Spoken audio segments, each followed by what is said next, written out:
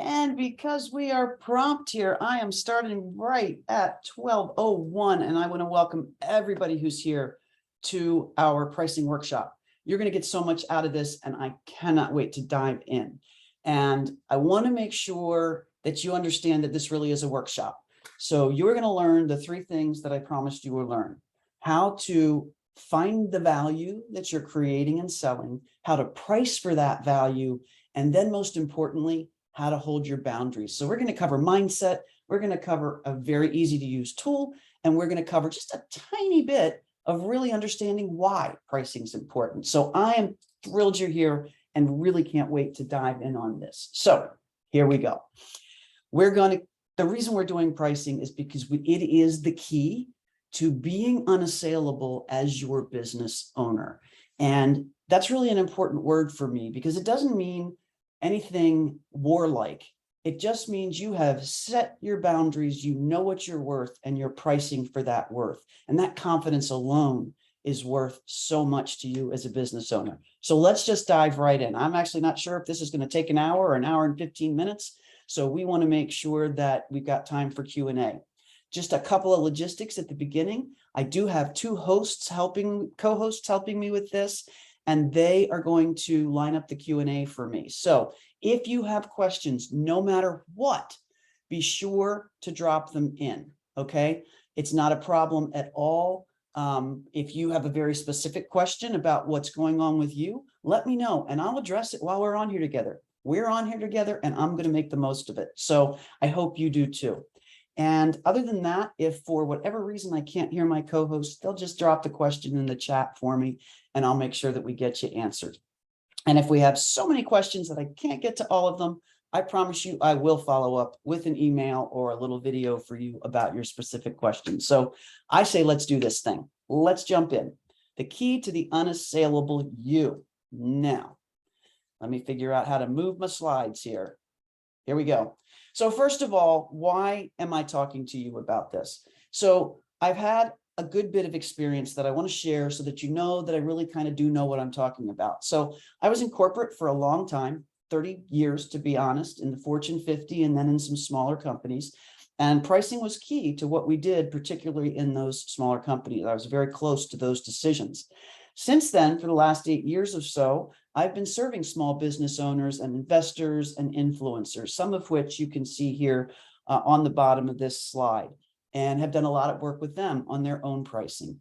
And I've also learned a lot about how much mindset affects our pricing. It's as important, it's as likely to trip us up as the mechanics of pricing. So that's why I'm going to touch on both of those things.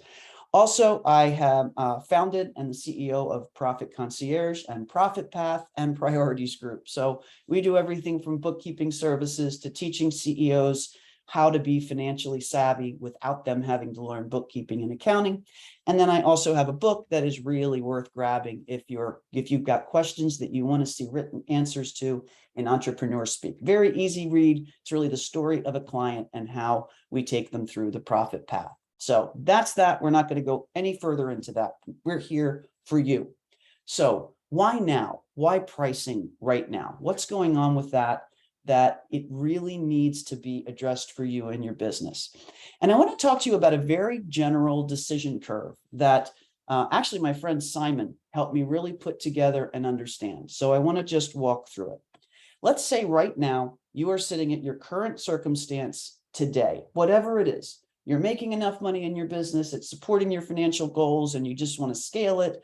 Or maybe you're just starting out of the gate and you really haven't thought about pricing yet. Or maybe you've been kind of moving along for a while and things just aren't getting out of the gate and really giving you what you want out of this business. Whatever that is, put yourself in that current circumstance. Important to know. Now look down the road 12, 24, 36 months and think about what that future circumstance could look like. Now, the way I see it, there are three ways it could look.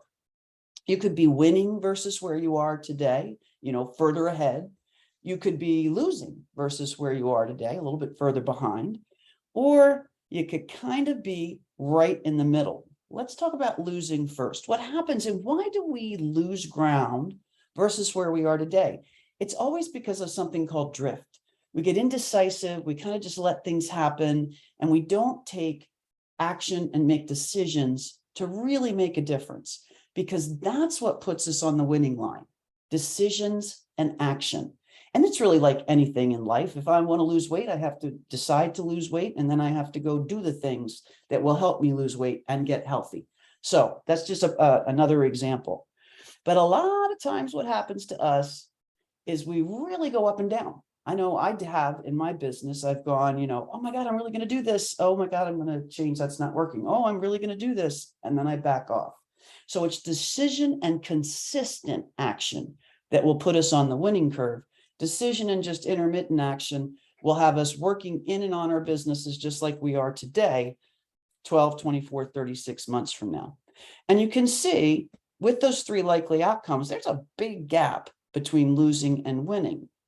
But if we look at this, we know that waiting longer to pick which of these lines we want to be on is going to be riskier, harder, and costlier, because what we have to do is jump the line. Whichever line we're on today, we want to jump up to that winning line. And in order to do that, right, we want to ride the up curve, right? And if possible, even accelerate the ride on the up curve. And if you look at the distance between even the bottom curve now and the top curve, they're very close. But if we allow ourselves to continue to drift, then the jump becomes longer and longer as we move out in time. And by the time we get 12, 24, 36 months from now, whatever you picked as your time horizon, you can see it's a lot harder to get from winning to losing. So how long are you prepared to wait before you address this really critical issue in your business? I hope you're here, and I hope you stay here, because this is the day you can make the change in that pricing decision in your business. This is the day you'll have the tools you need, and you'll know the mindset hacks, tricks, and levers that you have to play with. So really glad you're here, and I know we're going to get a ton out of this. So let's start with the hardest part, mindset. We call this section Enough is Enough. And this is about mindset and your success threshold. And this is going to lay the groundwork for the rest of the event. And the reason I start here is because so many of us have a thermostat set, just like we do for temperature. Now, 72 is a little warm for me, but we have a mindset set around income. And I want to talk first about where that mindset comes from, because it's often structured from limiting beliefs. So the important thing to understand is just how embedded and ingrained those limited beliefs are, and specifically around income. So I want you to think for a minute about your very first money memory. And I'll tell you why this is important in a minute. I'm going to tell you a very short story on why this is so important and how insidious something as simple as that can be. So what's your first money memory? I'll tell you mine. Here you go. I was a little thief. When I was 6, 7, 8, actually more, probably 7, 8 years old, I stole money. If there was money on a counter, if there was money in a wallet, if there was money on a shelf, if there was money in a purse and you weren't in the room, I was taking all that little change and gathering it up. Long story short, I reformed at 10, 9 or 10. And fast forward now 45 years to when I'm 55 years old. And that's when my mentors and my coaches opened my mind to limiting beliefs and what they can do to you. And somebody asked me this question: what's your first money memory? And I said, oh God, I was a little thief. Well, another long story short, I ended up telling that story on Facebook, and I didn't realize just how in me that story was, and how much I thought it would always limit me as a CFO. Because I'd been a thief. I thought, who wants a thief as a CFO? But the minute I put it out there, and the minute I realized just how innocuous that was, the responses I got were, oh yeah, lots of kids did that. Boy, I did that when I was a kid. Pam, forgive yourself, those kind of things. It's not me today. It was just something I did as a kid for whatever imaginative reason I came up with. So I went and calculated what has my ceiling been? Like, I just kept bumping up against this income ceiling just over and over and over again. And when I did the math, and I kid you not, I went and figured out how much money I stole. I'm a geek, okay, I admit it. I went and figured out how much money I stole in that year or 2 year period. did an estimate on it, and then I pretend invested it in the Dow Jones on the date that I stopped stealing. And I saw how much that increased to literally, it was that day about 5 years ago. And the number came out to exactly what I was making in salary within $1,000. And I thought, okay, clearly this thing has been blocking me and I didn't know it. And sure enough, the minute I got it out there, the minute I just was transparent about it and let it go, all of a sudden that block disappeared. So I tell that story only so you know how hard these things work on your brain and that there's a way to overcome them, which is what I want to talk to. So told you the story about the little thief. Think about what your current income level is now. What have you been bouncing up against? What have you not been able to get through in your business or in your personal finances? You know, what has been defined as enough for you? Because usually what happens is we make just enough. And if we're not going to make the enough, if we can't put the food on the kids' table, or if we can't, whatever it is for us, we all of a sudden are going to figure out how to handle it. And we do. So let's for a minute look at some more things that really pounded this image into our heads of everything we were taught and everything that's driving our money decisions today, including pricing. We're going to get to pricing on this. We heard money doesn't grow on trees. That's highway robbery. We need to tighten our belts. I don't have 2 dimes to rub together. They were born with a silver spoon in their mouth. Money is the root of all evil, etc. These things are pounded into us. I still think of these sometimes when I see stuff, or when I see what I think is somebody who's too rich. I'll even put that judgment in my head unless I really actively come back to, that's not you talking, Pam. That's somebody whose beliefs were built for them talking. So I want you to take a second here and think about, what is your enough? Okay, because what I want you to think about is, what is that number that if you make it, if you get it in the bank, if your business does it, you're just able to keep it going for 1 more month or 6 more months or the next year?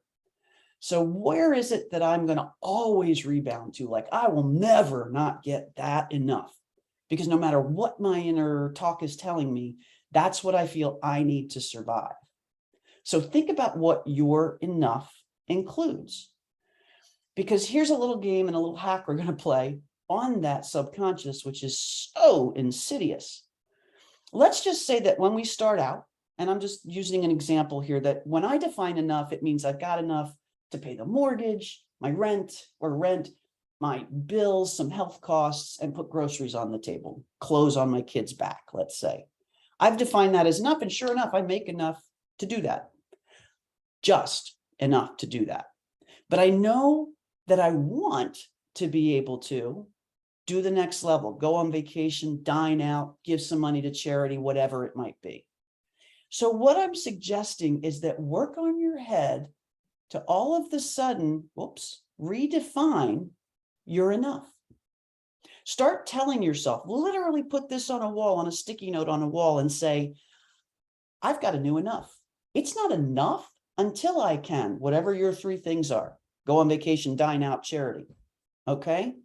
And then work on that for a little while. Really focus on it. Look at it every day. Don't let yourself accept the old enough. That's not enough anymore for you. And we'll talk about why that's okay and not greedy a little later in this chat as well. Then let's say after you get that one under your belt, work on the next thing you want. Maybe it's an emergency fund. Maybe it's a new car. Who knows? Whatever it is, do the same exercise. Okay. And then work on the last thing. So what we're doing is taking this water level here and just raising it up and up and up and up. And sure, you'll always stay bobbling right at enough, but you've moved your enough. Your enough is no longer down at the bottom. Your enough is now at the top of the tank. Okay, that's just a little mindset tip on enough. And while we're at it, let's just flip some of these inner child things on our head. Some of these things we heard as kids, we had no choice about absorbing because we heard them from the people that we relied on for safety, food, and our health. If we didn't have them, we were going to die. So why don't we trust them? Of course we let it in. And we don't really have a filter going until we're 7 years old. I work with a guy named David Nagel, who is an amazing coach. who has talked a lot about this on his podcast, the Successful Mind podcast, by the way. If you don't listen to it, you ought to. And what he said is, look, you had no filter in those years. So everything that you were taught just came in and got condensed and solidified as truth. But it's not truth, because all of a sudden, when you were 8 or 9 or 10 years old, instead of replacing it with things that really were you, you ended up finding things out there to reinforce what you'd already been taught. So everything I did from the years 8 to 55 was me finding things to verify that the truth I thought was the truth was really true, instead of saying, oh, maybe there's another way and I just don't see it that way. So let's flip some things on our head. Let's start thinking about things a little differently. So we heard money grows on trees. When that thought comes to mind, instead say to yourself, there is so much money. And guess what? When it runs out, we print more. When it runs out, we create cryptocurrency, for God's sake. There is always money out there. There is way much more money than there is need for the money across the globe. And this will make sense when I start talking about value a little bit too. But just when you hear yourself going, I can't buy that thing. Money doesn't grow on trees. Wait, just replace the thought. There's so much money out there. And when it runs out, we print more. There are people with gabillions of it, and there are people with none of it, but there's money there. Okay. Number one, that's highway robbery. This is going back, I'm sure, a few years. So maybe only the olders of us recognize it. But no, it's not. Selling value is just exchanging energy. And this is what we're hitting on today. Pricing for value is not highway robbery.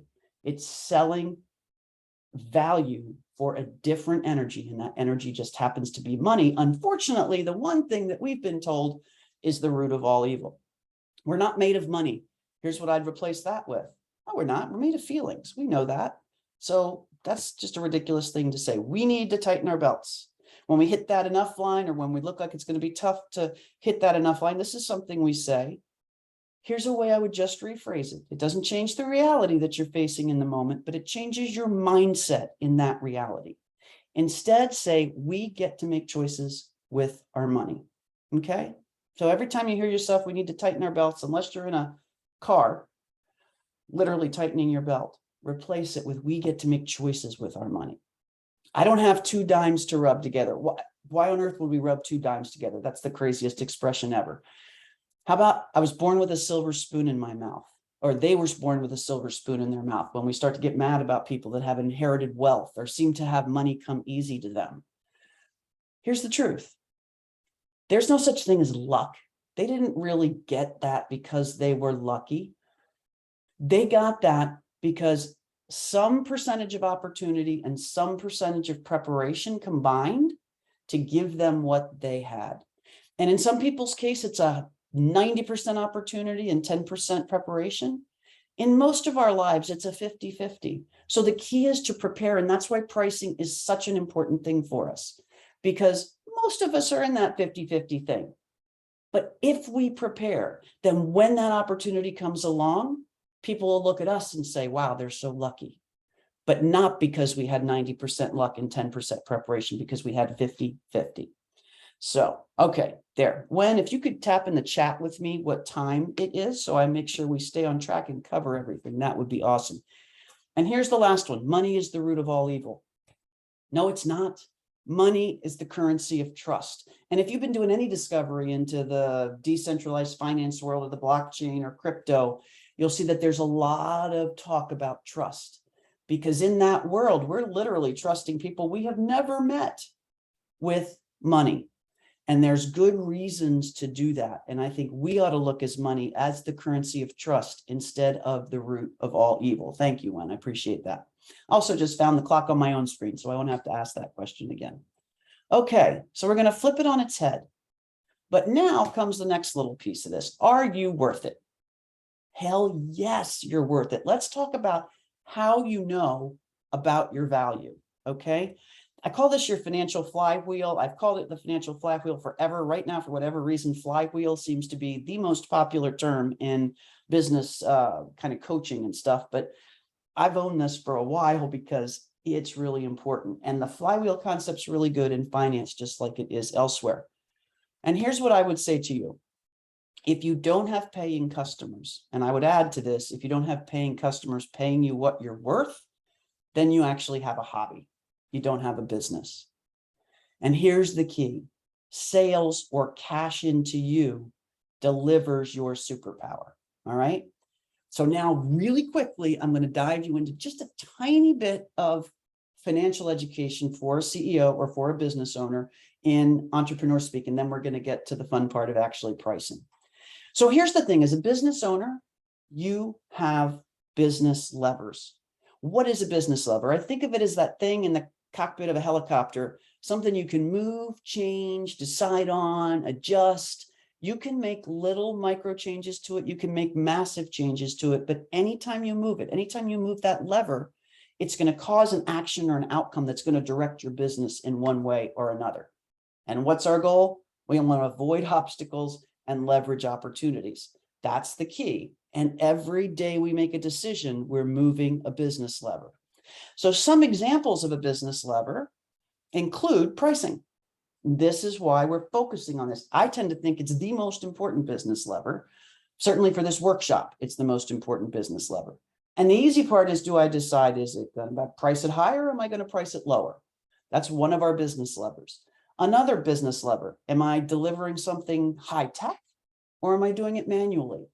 Am I going to be the person who sells a commodity? I'm selling a lot of rocks for $1 a piece. Or am I going to sell a few diamonds for a whole lot of money? Which of those two routes do I want to go? That's a business lever.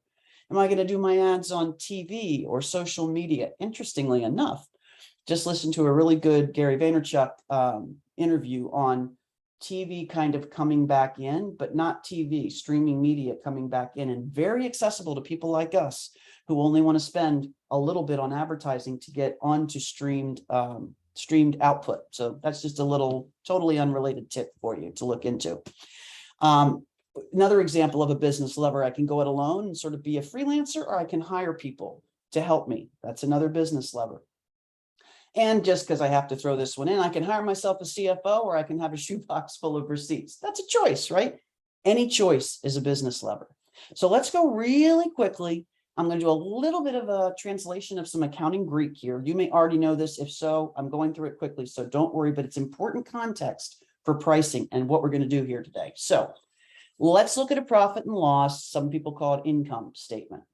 And on the left are the Greek terms, which is what we say in accounting: revenue, cost of sales, gross profit, fixed expenses, and net income. What do they really mean? Okay. Revenue, in this example, $12,000, is money we get for selling stuff. Okay, that's easy. Cost of sales, what's that? That's money that we have to spend in order to sell the stuff, specifically related to what we're selling. So if I sell one thing, I'm going to have to buy this thing in order to sell that one thing. Maybe you have clients in a coaching arrangement and you send each one of them a gift. That gift would be this cost of sales. It's the spending you have to provide what you sell. Okay, so what's the next one? Nothing to see here. It's just math.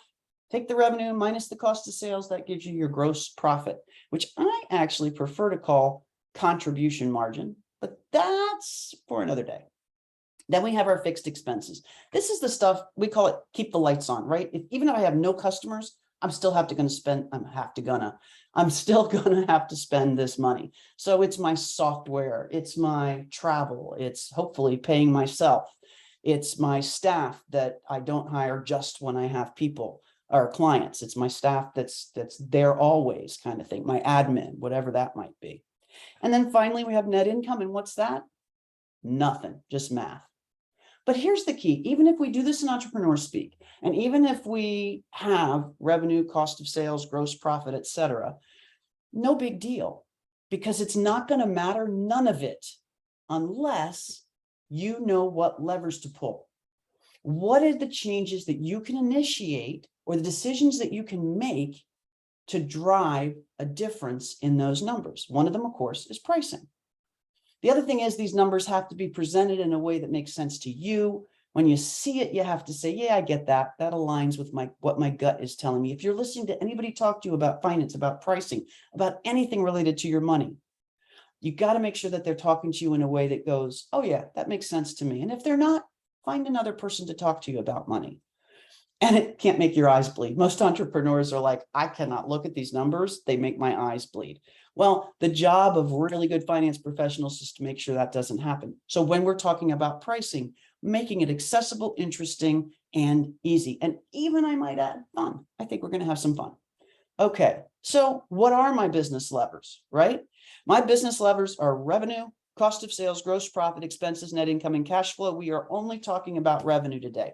And guess what? There are only two business levers related to price or to revenue: quantity, how much stuff we sell, and price, how much we charge for each piece of stuff. That equals revenue. That equals the money we get for selling stuff. The quantity times the price is what we are able to put in our piggy bank to cover all those expenses we talked about. So here's why price is so important.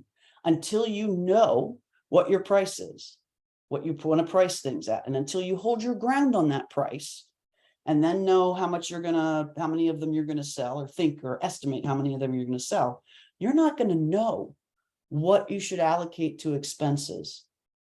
So this is why I'm driving this very first workshop on pricing, because it is the key to setting all the rest and making sure money flows to the right way. So you got a business or a hobby. What are some of your hobbies? We spend money on them. Making money on them is a happy accident. How do you define a business as opposed to a hobby? You're going to get a return on your investment. You're going to grow it in your ability. You're going to grow in your ability to serve because you price correctly. It's going to be sustainable. It's going to be scalable. And the thing I want you to always remember is you're exchanging value for value. Money is not evil. In fact, in a business, cash is king. Okay, so let's talk about cash and pricing. Now we're going to dive into the pricing. Let's assume that I have some desired result. Now, put yourself in the place of your client. Okay, put yourself in your place of your client, and they have a desired result. Here is you, superhero. You may recognize the cape from the front page. You're welcome. You know that you can spend $100 and get that person to the desired result because you have a superpower that is all of your life experience, all of your training, everything you've ever done in the area that you're selling stuff from or teaching from, and you know how to get the person from A to B for $100. Over here is me, your prospective client. And I've done all the training and opened all the books and played around and made mistakes and delayed success. And that's cost me, when I look at all of it, about $2,000. Not only that, I've squirreled around for hours and days. And guess what? I missed the desired result. I'm down below where the oops is. So I've spent a fortune. That's value to me. Okay, that's really important. So the way I want you to think about the cash machine in your business is like this. We have your superpower up in the top right. You input $100 because you plus your superpower creates some awesome thing. And this should actually say 2,000 in value at the bottom. So sorry about that. You create $2,000 in value. Now you're going to go collect your $2,000 in value. Once you've done that, guess what? You have 1,900 left to feed back into that flywheel. So now you can serve 19 more clients and sell 19 more things. And it continues to be exponential. And the really cool thing about this is that that money doesn't all have to go back into the business. You also have the opportunity to invest in yourself. And one of the most critical principles I drive in the profit path and with my clients is that your business does have a connection to your personal financial goals. And no matter what, even if it's not for profit, there is a connection to your personal financial goals. So one of the things we want to be able to do in our business is to connect the dots all the way from those goals back to the decisions we're making in our business, and particularly in this case about price. We want to invest in you. You can invest in other things. You could, instead of investing in you and taking a cool vacation or whatever it might be, you might decide to invest in real estate, or I'm on the crypto thing here because I'm learning all about decentralized finance. Forgive me for that. But other things, you might decide to say, hey, I got a lot of money in my business. Now I want to invest in some other things because I've got a little wealth, I want to diversify my risk. I want to know that if one thing fails, I've got the other thing to call on. So that's another option for dealing with the extra money that gets driven in. Finally, you could power it right back into your business and come back up to the top again and bring it, just keep circling and making it exponential. So this is why it's so important. And just to go through the components with a couple of examples. At the very beginning, you got to get some cash to start your business. Maybe you don't. Maybe it's just you freelancing. So maybe that amount is zero, but you either borrow it, invest it, or there's nothing going into it. But why do you have to do that? Because you need money for marketing your superpower, developing your materials, setting up the customer process, bookkeeping. Can't leave that out. Come on, give me a freebie here. Company setup costs and registrations, your salary, your staff, your equipment. You need stuff to do what you do. Sometimes it's just you, so you don't need stuff, but let's just pretend you do. Now we know that once you've got all that stuff, you use $100 of it, you shake it up. And that plus your superpower leads to your special value, right? Not what you spend, but what you bring to the table in value. And let me give you an example. And yes, I'm using a cheesy finance example. You're the only one who can take this $100, combine it with who you are, and what you do, and create something faster, smarter, or more monumental than anybody else can. So for example, a CFO with superpowers, I can invest $100. I can whip out a forecast in a couple hours, minimize your risk of error, align it with your business strategy, teach your bookkeeper how to maintain it, and keep you smiling the whole time because finance is fun. So there's an example of something I could do for $100 that would cost you thousands to do or whatever if you didn't do it. Okay. Now we got to get it out there. We've got to deliver this thing to our client. What's an example of this? With the combination of cash and my superpower, I deliver something out into the world that's a deliverable. And for my folks, it's confident for my clients, and you need to think of yours and think about what it is you deliver to them. What value are they getting out of what you deliver? Some of it will be clear money, but some of it's not. And that's okay, because we're going to talk about multiple types of energy, right? There is money, that's one type of energy, but there is also time. That's one component of energy. And the joy and passion with which we live our life is the third one. Okay. So money's just one of the things that people value, and all of them are exchangeable for each other. I can take more time to do something, and it'll cost me a lot less, maybe if I don't hire somebody to do it, if I don't delegate. Or I can get my time back, delegate that task, but I got to pay some money for it. So you're not actually doing anything wrong. You're just helping shift the money around with the other energies, right? Time and passion, joy. Okay. So anyway, so what does a magical CEO or CFO deliver? Confidence, clarity, calm. See, that's not monetary. Freedom from detail and headaches. That's not monetary, but it gets them back some time. Landmine and opportunity identification. That's just a risk thing. I can't put a dollar on that, but I can say, hey, there's a probability that without somebody looking out for you, you might trip over one of these things in the future. You can't put real money on that. Leadership, peace of mind, and bail if you decide to kill your bookkeeper, those kind of things. So in this particular example, there's no, hey, I'm going to save you $10,000 if you hire me. Probably will, but I don't advertise that because that's not really what they care about. They want those things, the time and the passion and the joy back as entrepreneurs, which is why that's delivered by you. Then you go out and get $2,000 for it, minus the 100 it cost you, you have 1,900 left.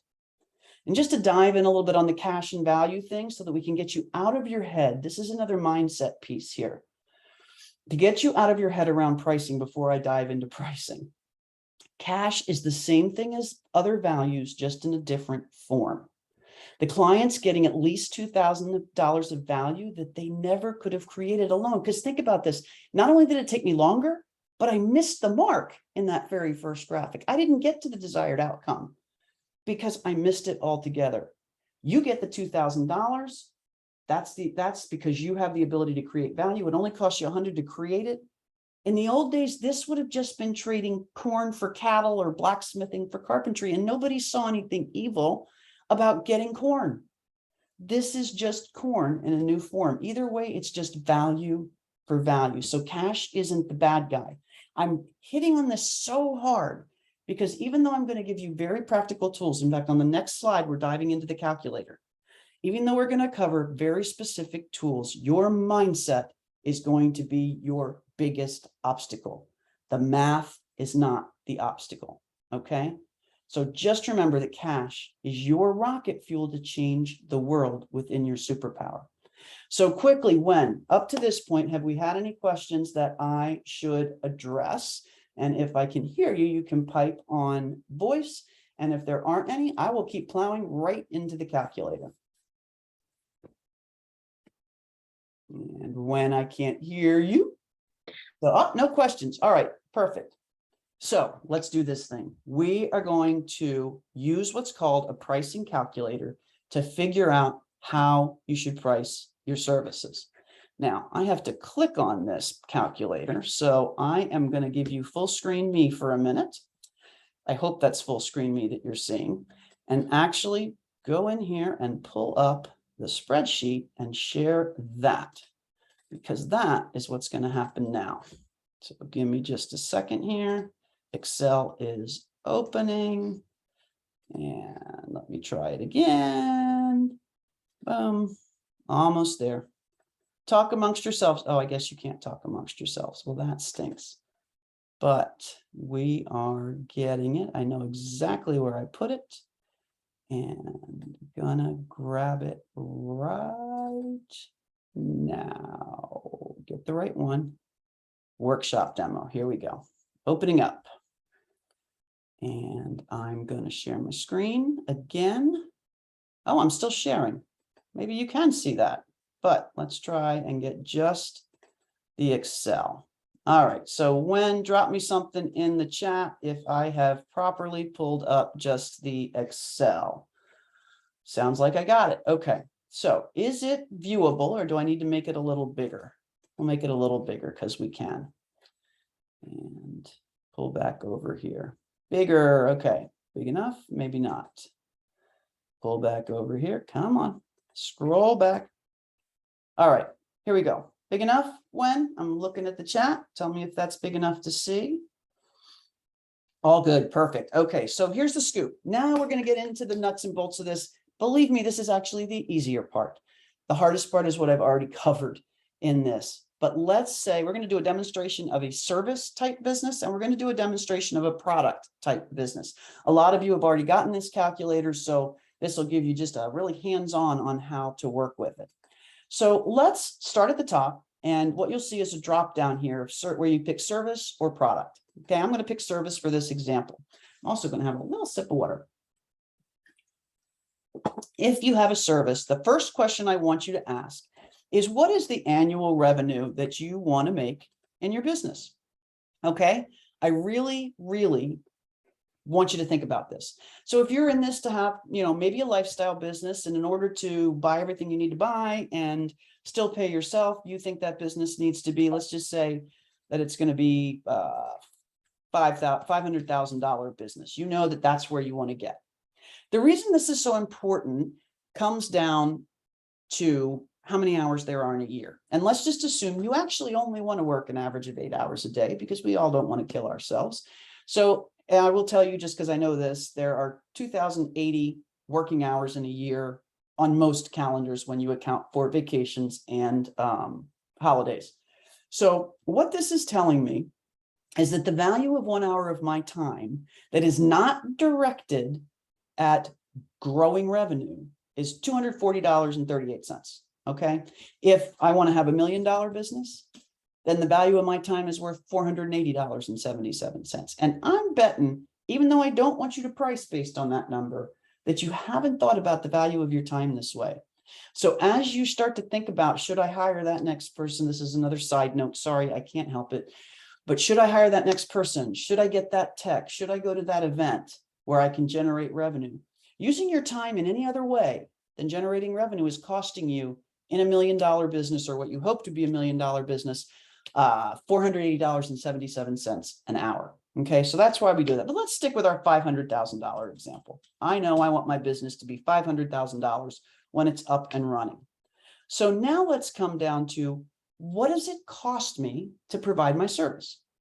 And a few examples are, how much time do I have to put in? So since this is a service, let's assume I am a coach and that I know to service this particular thing that I'm selling, maybe it's a 3-month program that I'm going to put in an hour a week for, I'm going to put in an hour a week for 6 of those weeks. So I'm going to put in 6 hours plus behind the scenes. I'm going to be doing another 6 hours of just kind of really looking at the stuff and helping them do whatever it is I'm teaching them how to do. So it's going to take me 12 hours during that 3 months to do the stuff I need to do. Now, what that's doing, you'll notice this number right here changed. All that's doing is taking my hourly rate here for a $500,000 business and saying the effective cost of that is $2,800. Because I'm working on this, it's the equivalent of $2,885. Now, let's say I also have a contractor who does some of the coaching for me, and week by week, they do about $20 with this person. I have to pay them, for an hour at, let's call it $50 for an hour. So I'm giving them over the 13 weeks, 50 times 13. And so I'm going to pay them $650. I know that I also create a workbook for people, and that costs me $10 per workbook. And I know that I'm also going to send them a gift that is worth, $100. And then finally, I'm going to have to ship the gift. That's around 15. And if there are any other costs, you'd lump them in here too for fun. Let's just say there's something else that we haven't thought of that is 200. Real quick, I see we have a question from someone and said, do we have access to this, or is there a generic online you can suggest? There is an online, and there is a web answer. There's a web link to it. And we will, if you manage to get us an email, make sure you get the link to that. And at the end of this presentation, you'll see the email that you can play with this on, that you can send to us. So yeah, the answer is yes, you can have it. Okay, onward. Now we've done that. So what we have figured out here, this number right down here is the sum of the hours. Oh, even better answer to your question, Anonymous, is that my co-host has said they can send the link to the pricing calculator directly. So that will be on its way to you. Thank you, Wen, very much. So now I'm going to add this all up, and you can see that my total cost to provide the service is $3,860. Okay, cool. I know that. Now, first of all, that's higher than you've probably thought of before, because usually you only take into account these things you actually spend out of your pocket. I am telling you right now, business pricing tip number 1, never forget the price of you if you're in a service business, okay? And that is the price of you. All right, cool. So we know it's $3,860. Now let's look at how much does it cost me to get that customer, because we're not done yet, right? So we're going to go through these as well, which is our cost of acquisition. This is another thing people very often forget. We know how much it costs to serve the customer. We've done that math. We've even added a component to it, right? But we also need to now take into account how much it costs us to get that particular customer. Okay, so let's say that to acquire one customer, I need how many ready to buy, or how many sales calls do I need to make to get one customer? In this example, let's just say it's 4. We need 4 customers to get, sorry, I'm going to put my phone on Do Not Disturb just so it doesn't go off on me here. There we go. So I need 4 customers to sell 1. In other words, I have a 25% conversion rate. Every 4 people I talk to, as a rule, I'm going to land 1 client. So now what is my lead conversion rate? So I don't know whether you do this by getting on a stage and talking to people, or whether you do Facebook advertising, or you're a personality on social media. Whatever it is, how many people have to see you, touch you, learn from you, something before they're going to buy? And let's just take an example, which is pretty common with like advertising.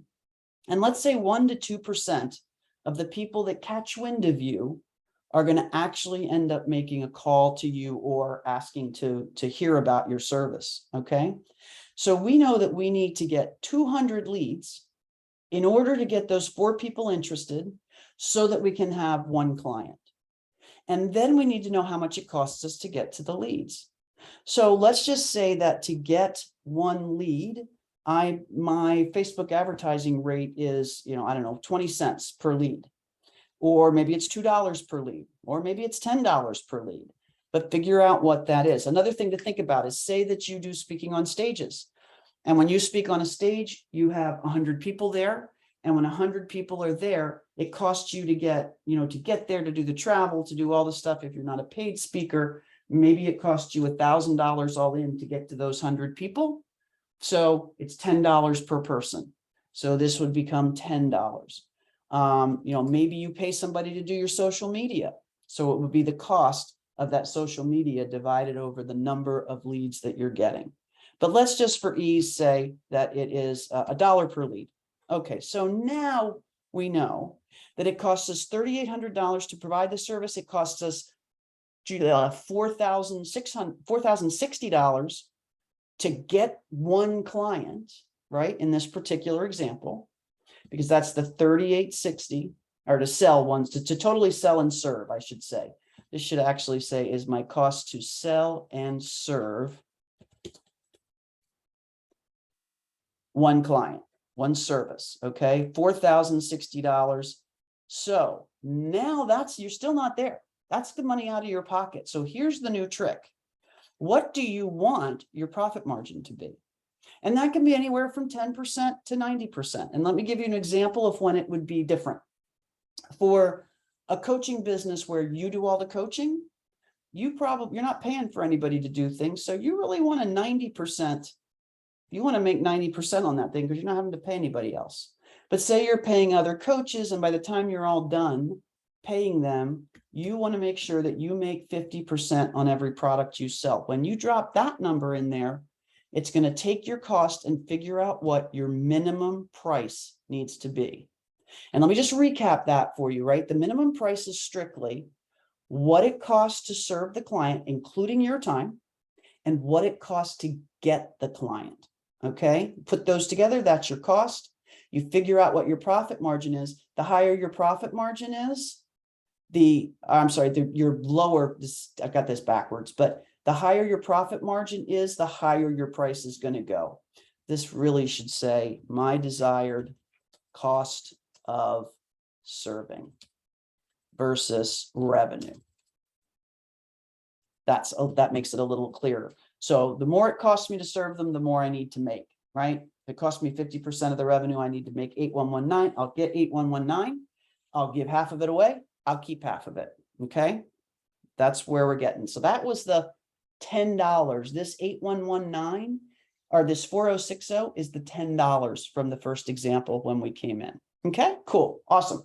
All right. So now that is your minimum price.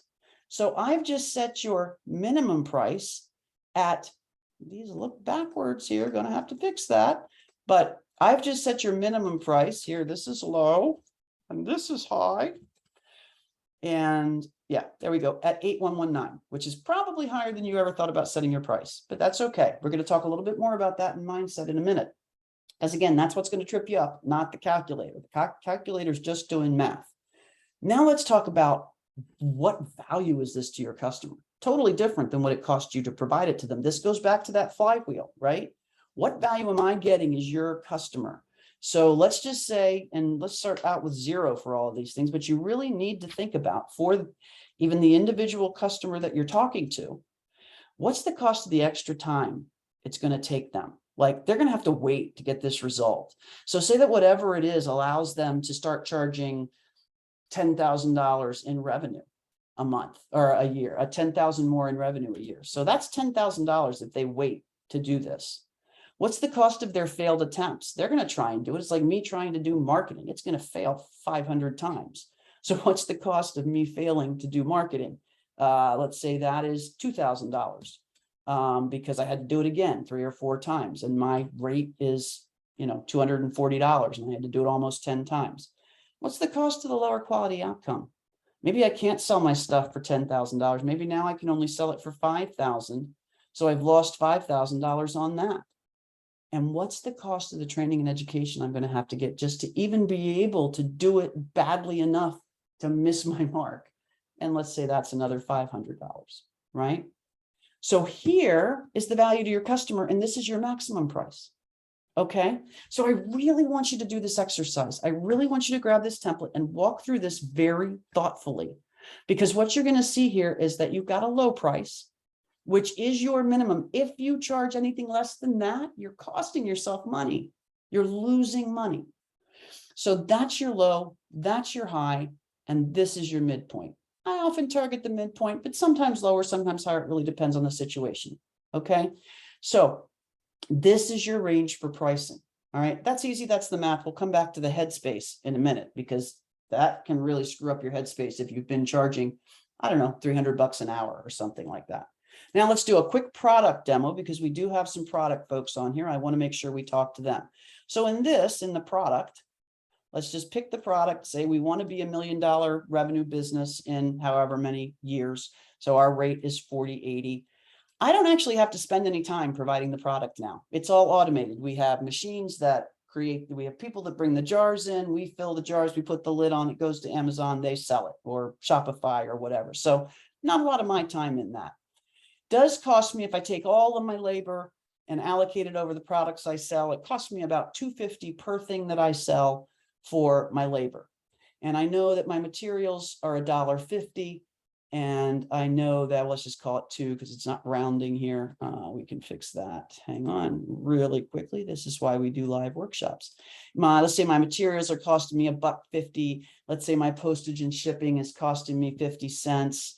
And there's some other costs to provide this that come up to $1.25. So my total cost here is $5.75 to sell one product. So let's go through the same exercise, probably do it a little bit differently, but let's say to get one customer to buy, 3 of them have to get really interested in my product.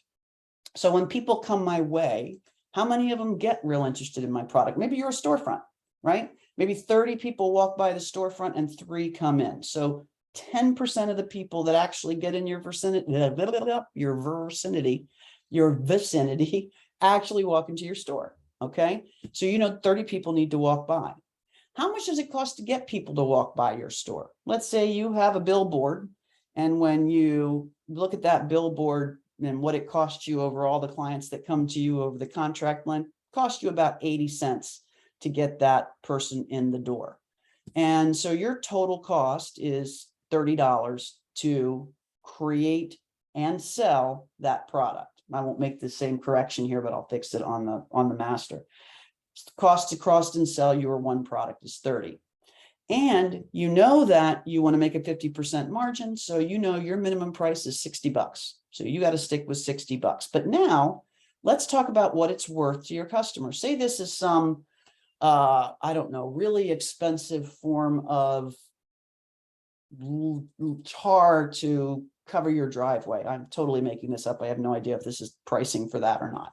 But let's just say that it'll cost them an extra $20 to take the extra time to try and make this stuff themselves. And they're going to have a couple failed attempts. That's going to cost them 15. The outcome will be lower. That'll cost them 10. And they're going to have to go learn how to do it. That'll cost them $10. So let's say that, and actually let's make it a little bit more. Let's say that the lower cost is going to be 100 here and 150 here. So the value they're going to get, and you can see this is arbitrary, but you can put a number on it. Think about it and you can put a number on it. Find a number the same way you found the value of your time. Okay. So don't just dismiss that it's out of hand and say it can't be handled this way. Okay, cool.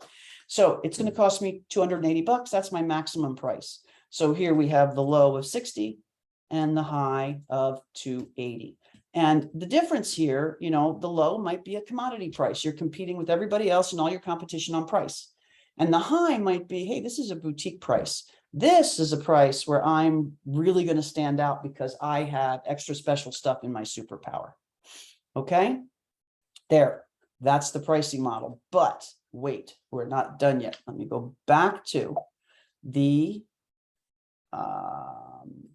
we got to go back to the PowerPoint because there's a lot more, not a lot more, there's a little more really important stuff to get through to you around mindset, because that is the thing that will stop you. So bear with me a second here, and we will share this again.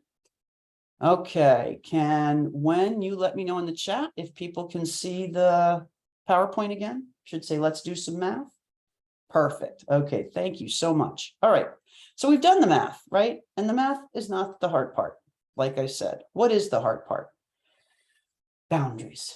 You need to defend your perimeter. And if you don't like war analogies, call it you need to care for yourself. But it's the same thing. You need boundaries, and business means boundaries. If you don't have them, you're in a hobby. So now what, right? I know my prices. I know I deserve them. You've showed me how to calculate them. I know I serve my client and provide them value. You've done all this. But at the same time, I know what your inner voice is saying to you. It's telling you probably one of these stories. I'm stuck with lower prices for my customers already. I can't change that. No one's going to be able to afford this price, Pam. You're out of your mind. Everyone negotiates on price. I can't hold a boundary against that. Nobody else I know charges this much. First of all, that's just a flat lie. Know that for certain.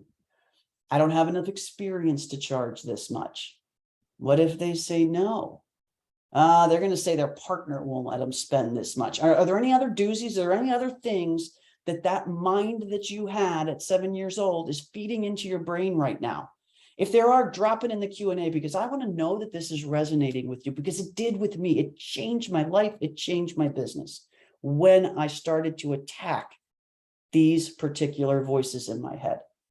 So I really want to know if this is resonating with you. And if it is, just drop it in the Q&A and just say, yep. And at least we'll know this is hitting home. Okay. So great. Yes, Pam, this is happening now. What do I do? Right? Okay, sure. There are some sales techniques and they're good ones, right? You can ask questions when somebody starts to raise an issue about price, about something like this. How long have you had the problem or desire that we're talking about? You can ask, so what have you done in the past to fix it or satisfy it? And what's that cost you so far? Why didn't they work? What's it costing you now, or what's it going to cost you if you don't get it fixed? Let's say it's October 2023 and you were getting ready for the holiday next year. What's different for you if we do work together? What's different for you if we don't work together? And yeah, these are effective techniques. And sometimes it's easy to use them. Sometimes it's not. It's some really fundamental sales coaching. And sometimes we're comfortable in those questions and sometimes we're not. But they are good techniques, and it helps the person really discover if this is a priority for them. And frankly, you don't want them as a client if it's not a priority for them. And you do if it is, if you're able to show them your value. So they're effective techniques. Don't ignore them. And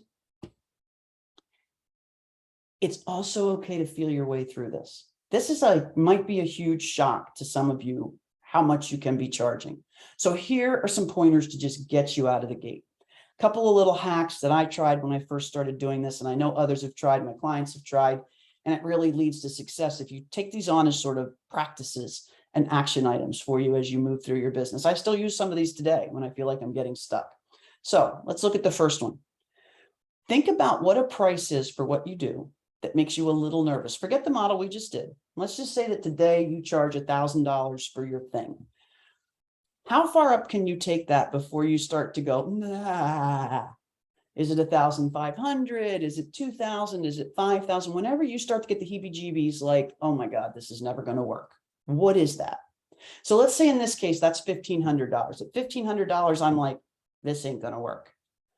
I want you, for the next sales call, for the next sticker you put on your product, double that number and try it once. Okay. So here's what I would do in that scenario. I've charged $1,000 forever, feel very comfortable with it. If you start to say $1,500, I'm like, no way. I can't do that comfortably. They're not gonna take it. It's gonna stink. And I'm gonna deal with some of that in the next slide. So don't worry. I'm gonna say, okay, on the next call, I'm saying $3,000. Period. No matter what. I'm not predicting it's gonna work or not work. I just want you to do it. Okay. Once, just once. Okay. Second thing. Are you tired and overworked anyway? Are you a freelancer who's exhausted? Price is a really good way to control demand, right? So if you've got just a few more clients than you really want to be serving right now, raise your price. Because here's what's going to happen. They're going to surprise you and say yes, and you're going to all of a sudden get reinforced that you have been charging too little, and your prices are going to continue to rise. Right now, you're actually trying to get them to say no. But what's going to happen is, which I'll talk about on the next slide, they're going to see a confidence in you. They're going to see that you really know you can make a difference for them. And they're going to say, oh, okay, I'll pay that. And then you're going to be like, oh, crap, that kind of backfired on me. But it didn't backfire on you. It's helping undo those things in your head that got ingrained before you were 7 years old. Okay, third thing you can try. What is your enough? Have you had enough of it? Before you get on a sales call, take that list that we put together in the enough is enough slide and sit with it.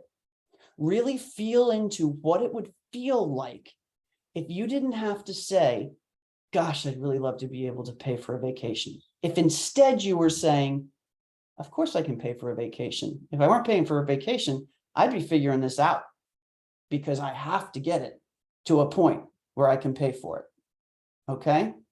So that's really important. Sit with that list. And last but not least, remember, you grow with every decision. Don't be hard on yourself. If you get into the conversation and you can't stick to the higher price, don't be hard on yourself. There's going to be a lesson in everything we would have otherwise called a failure. We are not a failure when we make mistakes. We haven't even failed at something if we make a mistake. We've gotten an opportunity to learn. And I know you hear that a lot, but I want you to take it in because it's real and it's true. You're going to get on that phone and you're going to go in going, I'm going to charge $3,000. And the minute somebody says, how much do you charge? Out's going to come $1,000. Okay. You've done it once. You've tried it and it didn't work. What did you learn in that moment? How are you feeling when you said 1,000, when you knew you wanted to say 3? I was scared. I was thinking about putting food on the table.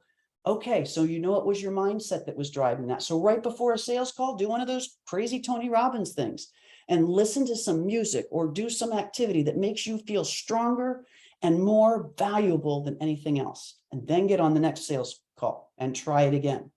And you might say 1,500 there, but that's okay too. Just keep challenging yourself and never think of yourself as a failure for doing it. Okay, there. Now, and these are effective techniques. Don't ignore them.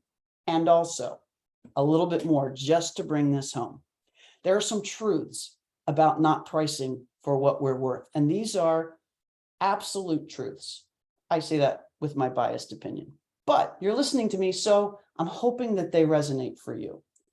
Truth number one, the sales conversation you're having with somebody reveals the person. And I love this quote from Maya Angelou. When someone shows you who they are, believe them the first time. If they're pushing back on price with you, this isn't a priority for them, or you haven't communicated the value of what you do yet. They aren't in your league yet because they don't get it. And if you agree to negotiate with them and bring down your price, they will perceive that agreement as lack of confidence in what you have to offer. Okay, that's really important to know. Truth number two, they are going to be your most painful customer. They figure out that you have lack of confidence and they continue to prey on that throughout. They will always be the one asking for the sale. They will always be the one asking for more work for what they're getting, for what they're paying for. I have so many examples of that. It's not even funny. 3, you're going to resent them, not resent, but resent them. It's inevitable. Once you decide and understand how much you're worth, you're going to end up resenting them. Don't let that overtake you. Remember, it's all learning. It's all truth. Truth number 4, a hard no from you leaves space for the right customer that you're not going to resent, that is going to pay enough, that's going to be your ideal customer. And truth number 5 is if you say, well, okay, yes, you're doing what we do all our lives when we're not paying attention. We're reinforcing that inner voice and we're continuing the whole old cycle. And every time we do that, we pack it down a little further and make it a little harder to dislodge. Okay. So here's the question. Who are you ready to be? This guy on the call or the superhero on the call? I hope you've gotten enough in this to learn and know exactly how to wrestle with both your mindset and the actual tactical part of coming up with your prices. And I hope you're picking the girl on top because that's how we want to feel. That's the whole point of this life, is to feel like that. And you can stand confidently in the value that you add, and you can stand confidently in the fact that the right people are going to find you. It's how things work. whether you believe in God, or you believe in the universe, or you believe in Buddha, or you believe in nothing but yourself, this is how it works. You will attract what you feel, and that's a given. So that's all I've got. I promised you this wouldn't be a sales pitch, and it is not a sales pitch. However, if you're interested in a lot more workshops like this on an ongoing basis, and a lot more training like this, and really starting to understand your business as the financial engine to bring you personal financial freedom, go to the forget the HTTPS, but pampryor.me/Profit Path Club.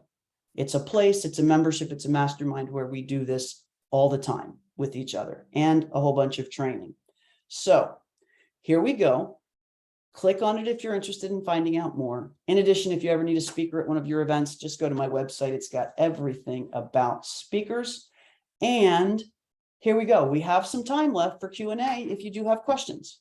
So I believe there's a button in your somewhere in your Zoom that allows you to ask questions.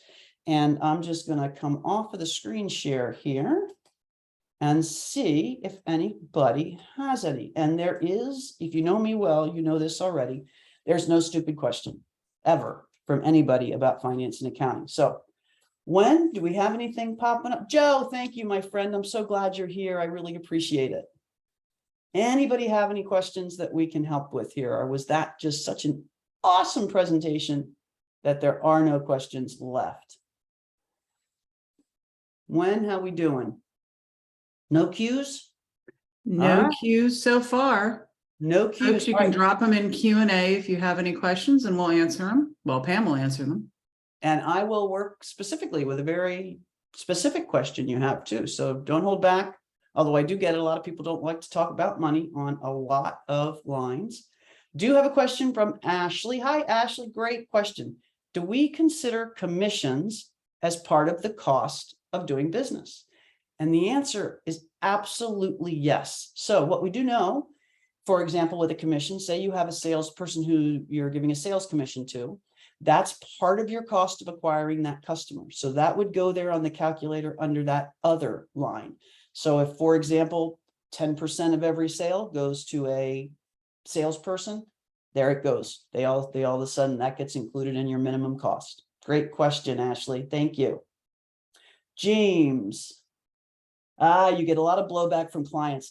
And James is a woodworker, and he says he gets a lot of blowback from clients. And I would emphasize, James, and then this will be up on replay as well, that you focus a little bit on the mindset stuff. You fall into that category of artist, and artist gives such value to people. And yet people tend to underestimate it. However, I will tell you that there are people out there who really understand the amount of joy and passion that art brings to the table and are willing to pay for it.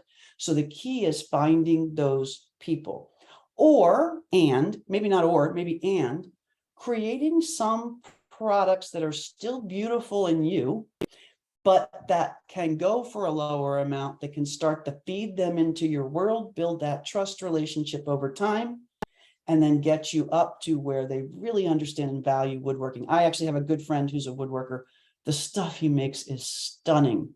And yeah, I'd pay to have it in my house because it changes how I feel when I walk into the room, and how I feel is as important to me as the money. So that is a great question, James. Thank you for bringing that up. It's very different for all of us. Okay, let's see here. Do you recommend pricing differently if you were contracting? I'm doing some contracting work as a side gig and was curious if this is applicable for contracting as well. Francis, absolutely yes. So this works for freelancers. This works for contractors. This works for businesses who sell, example of one of my clients, barbecue sauce. This works for anybody. You need to know what your time is worth. So what are your other sources of income that you could be doing if you weren't serving this particular client? That's a cost of serving them. What does it cost you? Say, I don't know, say that you're contracting for, I don't know, social media services. What does it cost you to spend the time to do it? Do you have to bring anything else to the table, like accounts or another person to outsource stuff to? All that would dial into the cost of providing the service. And then What does it cost to get that client? Did you get a referral and it's part of your business, so there really isn't a cost to acquire? That's great. That would be zero. But are you out there doing stuff on the internet or on stages or spending money for advertising? And if you are, then it's going to actually cost you a little bit more. So you want to add together what it costs to deliver it, the cost to get that client. That's going to be, again, Francis, your minimum, right? The real question is, what are you saving the client? And let's just take social media for an example, because if I had to do my own social media, it would be thousands of dollars a year, thousands of dollars a year in lost revenue, because I will never, ever do it as well as the person who's doing it for me. Okay. So let's take that into account. And if it would lose me, say, I don't know, let's say it would lose me $100,000 a year if I didn't have somebody doing this for me, then that's your maximum, right? So somewhere in between that, I don't know, let's call it $3,000 it costs you to do the service, or let's even say $30,000 to provide the service, and the $100,000 that it's worth to me, you got a lot of play in there. And do you want to be one of the ones that are at $30,000 because you've told yourself, I haven't been doing this long enough, I'm still learning? Yeah, you are. So what? That's going to make you an even better provider to these people. So they're going to get more value out of you because you're going to push harder. So don't get trapped in those old thoughts that say, I haven't been doing it long enough, I haven't been trained. Bring all of your value in to that pricing decision that you're going to contribute to that person. I hope that helps, Francis. All right, let me see, scrolling on down here. Willow is an artist and it's so hard to stick to prices with friends. Oh my God, the friends question. Willow, I feel you. Oh my God, I feel you. And I make this mistake with accounting. I don't even do art. I do accounting. So what Willow says is right now, she's making some limited edition prints. They cost $50 a piece to print. And I wanted to give away 4 of them to prior collectors just to stay on their radar and thank you. That's totally cool, because what you're really saying is, hey, these are a marketing investment. I'm not intending for these to be revenue. These are a marketing investment. I love that idea. I think it's great. And then she's saying, otherwise, I'm thinking I would sell them at $250 a piece with the original at $2,900. Others want me to give them to them. And even though this is a small conundrum, wow, does it reach to larger and more expensive transactions? It makes perfect sense. You could not have laid out a more perfect example of allowing what happens when you allow a client to kind of bring you down in that price. It sets your confidence on its heels and it makes them think they're always going to be able to manage it. And if it's friends and family, that is the hardest boundary to set. So start with increments. And my big advice would be, it's a hell no. I do this for a living. This is not a hobby. Therefore, you're welcome to buy the original for $2,900 or a print for $250. This is how I make my living. If you're a doctor, you make your living by taking care of people and having appointments with them and using your time for appointments. What I would actually challenge you on here a little bit is maybe that $250 is a little light, but don't worry. Remember, you can inch up to the price that you really want to have. And I think this is great pricing. And I would start slowly seeding a conversation with my family and friends, depending on how sort of, I don't know, involved they are at this point, and just say, hey, I'm really working this into a business. I've had great advice from a CFO who knows how to do this, who's worked with artists. I am the treasurer of a Grammy Award-winning choir. I know what artists face because I know each and every one of those singers, and I know that it takes them like 8 gigs at 8 different income streams a year just to cobble together a living. Not anymore because the crossing's starting to do a little better, but I have been with them as they've gone through that. So I know what you're going through, and I know that family and friends is the toughest thing, not just for artists, but just take a step. That's all I'd encourage you to do, Willow. Great question. It really does make sense. All right. I think we've gotten them all. Jennifer, Wen, do you see any in this that I missed? I do not see any missed questions. If anyone has anything that we did miss, please type it in real quick. Awesome. Or you can go to that Pam Pryor website, send a question through the contact me there, or even more. I hope even more so that you check out the Profit Path Club, see if it's something for you. That would be amazing. I'd appreciate it. And I think it would bring you a lot of value because there are pricing we just dove deep on for over an hour and 15 minutes. There are so many other aspects to financially setting up a business to serve your personal financial goals that I'd love for you to be able to learn on every single one of them. Hey, So, Pam, so Willow just dropped in a quick follow-up question. Thanks so much. When you oh, say cool. yeah. Yeah, so Willow, what I would suggest is go through that pricing calculator that I did and put in what you think that you want your business to make in a year. Now, let's say you want your business in the ideal situation, you want to make $100,000 a year. Take that $100,000, divide it by 2,080, right? And figure out what your hourly rate is. Then figure out how many hours you put in to getting those prints ready to go. That should be your minimum.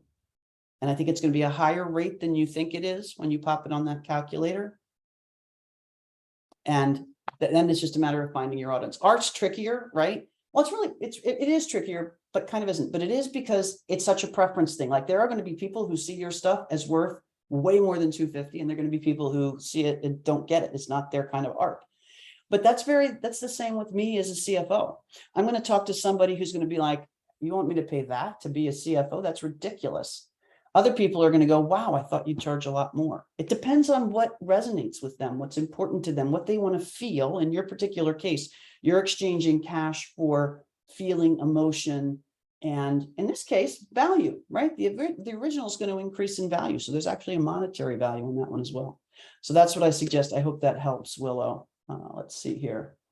Scott, would you describe your pricing model approach as value-based pricing despite? Yes, I would, because what I'm doing is doing value-based pricing and telling you that's the max, but also saying, hey, what's your minimum? Because a lot of people will underestimate their value, what the value is to the other client, and they don't do the other exercise, Scott, which is the cost-based pricing. So they automatically go, well, it's only worth $1,000 to them without ever looking at the fact that it cost them $2,000 to get and serve the client. So it's value-based pricing, but I start with the actual hours and calculator of cost so that people are sure they don't go below that minimum. So great question. And let's see, my approach is similar to Alan Weiss, 1090 client invest X. Yeah, that's absolutely right. So if you can do that, a lot of times it's very hard to put that on what you actually offer, but particularly if you can guarantee it, right? If your service is such that somebody can, for example, get, I don't know, if they work with you, they're going to 10x they're going to 10x what they pay you for this example. So if you pay $2,000, I promise you're going to get at least $20,000 out of this, or they'll get $20,000 out of it. Cool. That makes it easy. You've got a very monetary thing to look at and hang your hat on. But I would argue, don't just hang your hat on that, because what's the value of the peace of mind, the freedom, whatever else might be associated with that, that's in the other two dimensions of of time and passion and joy, right? So I wouldn't stop at just the 10x if the 10x is something you can deliver just without even blinking. And then finally, does the service formula work with group programs? It absolutely does. You just have to adjust a little bit. But remember, here's the key. What you're adjusting is what it's costing you, the cost part at the top. You're not adjusting the value. So here's what I mean by that. Yes, I have a group of 10 people, and it only costs me, 1x of me to serve those 10 people. So my cost might be pretty low, but every single one of those 10 people is getting the value, right? So you want to know what the value is for each individual group member. If I'm still delivering $10,000 of value to each member, and there are 10 members, it's still $10,000 of value to each member and should be priced with that as your maximum. Your minimum is your cost, which is going to be really low. The value doesn't get diluted just because you have 10 people getting that value, right? Whatever value they're going to get out of that group program, every single one of them is going to get. Now, they might not get the same value that a one-on-one person would get, right? Because it's just you and them, but they're still going to get a value out of it. And you need to figure out what the value is for being part of that group and getting what they're going to get out of it. Hope that helps. Anonymous. I hope that helps. Okay. Jennifer, that looks like a wrap. I think we've done it. I think we've done it, folks. There are still a few people on here, and I hate to close out if I think you're welcome. Anonymous, you're very welcome. I hate to jump out of here if anybody's kind of hovering back with a question they've been afraid to ask. We do have another 9 minutes.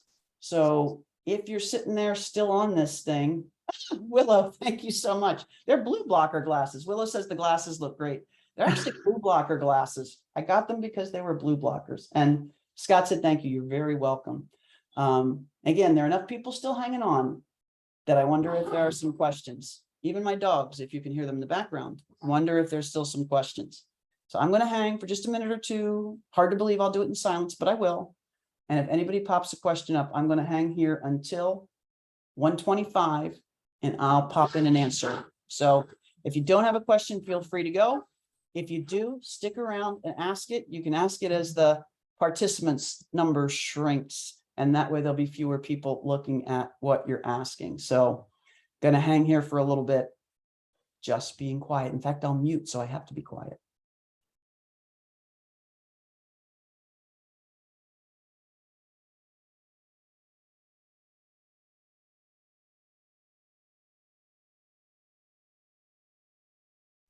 Willow has asked, can we watch the recording again? Yeah, actually, Willow, you can. What we're going to do is something new that we haven't tried before. And we are going to upload this to a software called, Jennifer, what is it? Webinar Fuel? Fuel, yes, Webinar Fuel. Fuel. Yes, I got it right this time. We're going to upload it to a software called Revenue Fuel. And all of you will be getting a link to go there in case you want to watch it again. Yeah.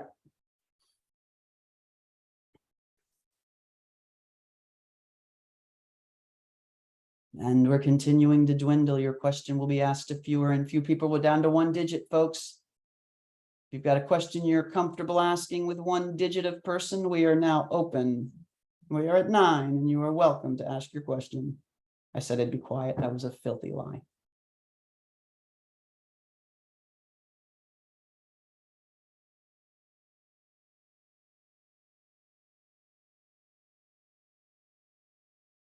Francis, you're allowed to ask, because if you have another question, guess what? I'll bet you one of the 8 people left has the same thing or something like it. So feel free to jump in if you still got a question.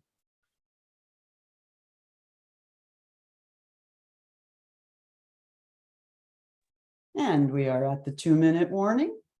This is Jennifer. I will just ask my question live if that's okay. Absolutely. What you got?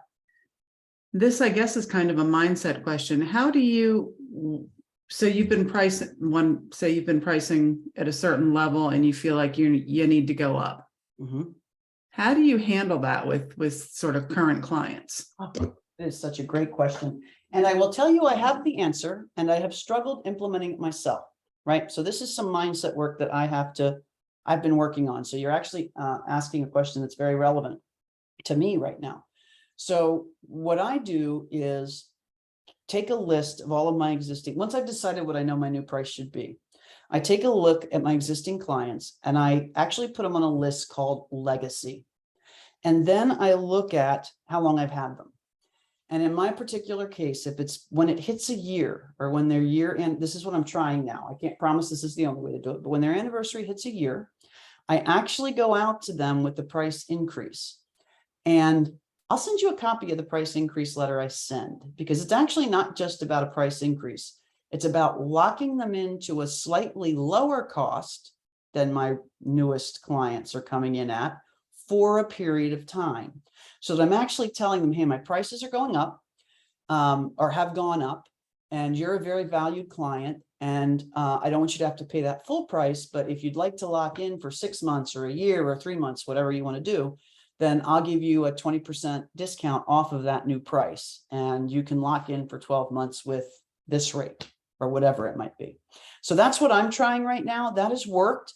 I will tell you, mindset is everything, right? There have been 2 clients who've been with me forever that I have not had the, whatever it is. I don't know what it is. I don't think it's kahunas. I just think I haven't had the heart or will or whatever to raise their prices, but it has worked with 4 other folks right now. Hope that helps. Awesome. Thank you. You bet. And we have hit the 125 mark, and there are 7 people left. One more chance for me to check Q&A. And I see nothing. So we are going to end it. For those of you who have hung out till the end, I am so grateful. I really hope this has been valuable to you, and that you feel free to find me on Facebook, ask questions, hit up the Profit Path Club link and see if it is for you, so we can do more of this. You all take care. Hosts, co-hosts, Jennifer, Wen, thank you so much for your help here today. Francis, thank you for watching from afar so that you can keep us posted on how things are working. It's the first time we'd use Zoom. I'd call it a smashing success from a technical standpoint. So thank you all so much. Have a fantastic rest of the week. Bye now.